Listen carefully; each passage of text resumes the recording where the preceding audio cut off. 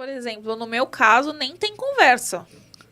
Com o Arthur, por exemplo, o Arthur jamais vai entender, o Arthur tem 5 anos, que é uma criança típica, que determinados atos não se pode. Ou seja, cabe a mim estar de olho. Sim. Já que ele não vai me contar, porque ele não fala, já que ele não tem noção disso, cabe a mim estar de olho o tempo inteiro. Sim. Gente, não tem meio termo. Fizeram uma pergunta aqui bem interessante. Foi o Marco, ele perguntou qual foi a ocorrência mais marcante e se vocês acham que as leis são brandas, se teriam que mudar para leis mais duras. E sobre a castração química, que vocês viram que saiu, né? O pessoal tá andando um projeto aí de castração química. Eu quero até saber o seu, eu quero até saber o seu posicionamento sobre isso, Gi, porque sobre a questão das vítimas que as pessoas que são vítimas de estupro, né? Mas que não foi de um ato ali de, por exemplo, pênis e vagina, né? O ato carnal ali. Foi, por exemplo, um cabo de vassoura?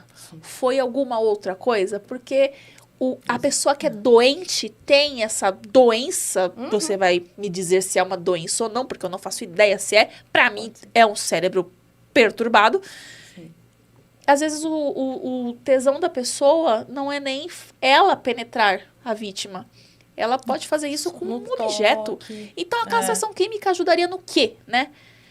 Exatamente. Impediria o quê? Você vai tratar a raiz da coisa, assim? Qual que é a opinião de vocês quanto a isso, por favor? Posso falar do meu primeiro caso?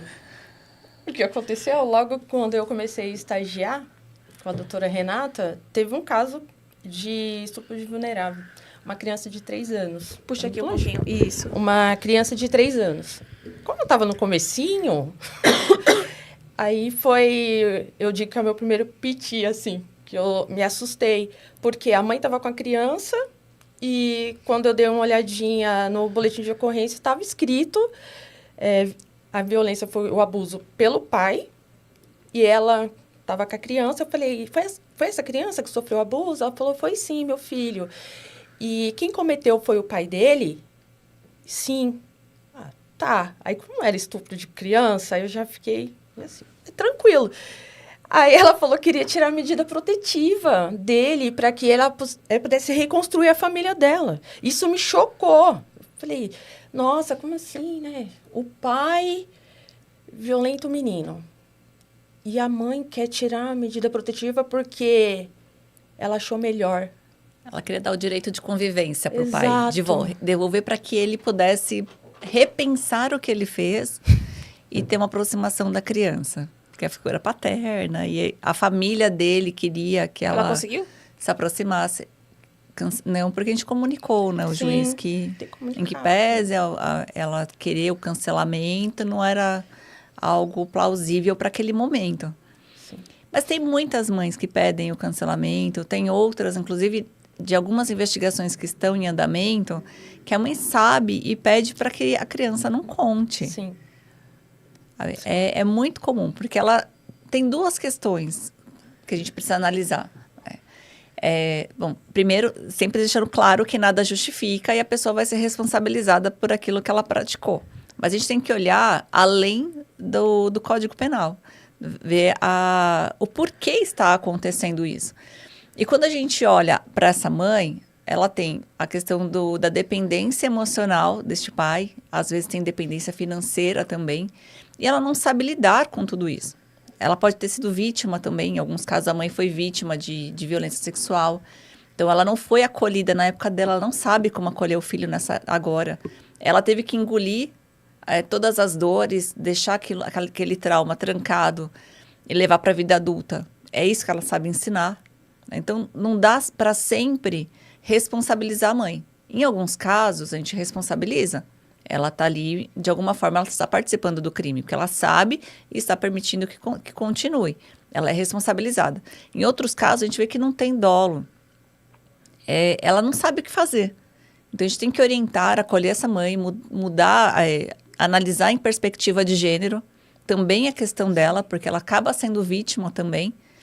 E aí, a partir do fortalecimento dela, da orientação, se ela ainda assim continuar com o mesmo comportamento, ela vai também ser responsabilizada. Mas o que acontece na prática é quando essa mãe ela é orientada e dada as ferramentas certas para que ela saiba agir perante o agressor, ela muda o comportamento. E ela se sente em condições de tirar o seu filho do risco. Então, a gente precisa estar sempre... É aquela história, né? Você tem que dar um bom atendimento para que você consiga fortalecer essa pessoa de uma forma positiva. Eu não sei se dá para fortalecer de forma negativa, né? Mas, enfim. Mas dá para piorar a situação. Para não piorar. É por isso que a gente tem aquela escutativa para tentar entender qual é a causa. Por que ela está indo até a delegacia, colocando ali seu rosto, uma coisa tão grave, em prol de um homem que, né, na verdade, a gente não sabe ainda, né? Investiga depois, né? Mas eu fiquei pensando naquilo. Eu falei, poxa...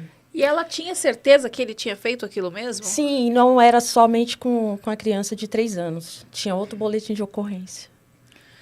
Então, gente, como que... o bacana não. O engraçado de... Como que... Tinha. Como que... a gente dá risada filha porque dele, é uma tá? situação assim que você fala... Gente, é surreal. É para trazer leveza pro assunto, não mas que é ele surreal, seja algo sim. Mas é engraçado. surreal. A pessoa simplesmente sabe que o marido abusa de crianças e não, vou tentar reconstruir minha família.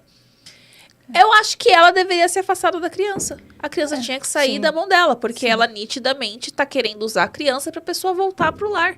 Porque ela sabe... Gente, desculpa, mas não tem cabimento. Se não tivesse a criança ali, o cara gosta de abusar da criança, ele ia estar com ela. Sim. E a gente conversa, que nem nesse caso eu conversei pra ver se não era uma ameaça, né? Às vezes ela tá sendo ameaçada, mas não. Mas a gente aciona conselho tutelar, Sim, aciona familiares. Em alguns casos, a criança sai do poder familiar da mãe e vai para algum outro, né? Vó, tios, ou mesmo para o abrigo. Vai variar. Acho que semana passada foram 5... Era uma família com 5 crianças, as 5 foram para o abrigo. Eram 7, aí 2 eram de um pai que ele conseguiu chegar em tempo e levou as crianças com ele, e as outras 5 foram para o abrigo. Meu Deus. Mas não... Porque a mãe... a gente coloca... Não é que a gente põe a culpa na mãe, porque às vezes a gente está falando muito de mãe aqui, mas a gente tem que deixar claro, meio né, que claro que a responsabilidade maior, a carga maior, a gente sempre fica com a mãe. Então, acaba ela sendo responsabilizada. Eu acho que a culpa não é da mãe. A gente não pode usar essa palavra culpa, é muito forte, né? Você colocar culpa em alguém. A culpa pode não ser da mãe, do ato da pessoa abusar da criança. Porque foi ele que foi lá, foi ele que abusou. A partir do momento que essa mãe sabe que a criança foi abusada e não faz nada, ela tá junto. Ela tá junto, ela sabe. Inclusive... O Maníaco do Parque, né, na história...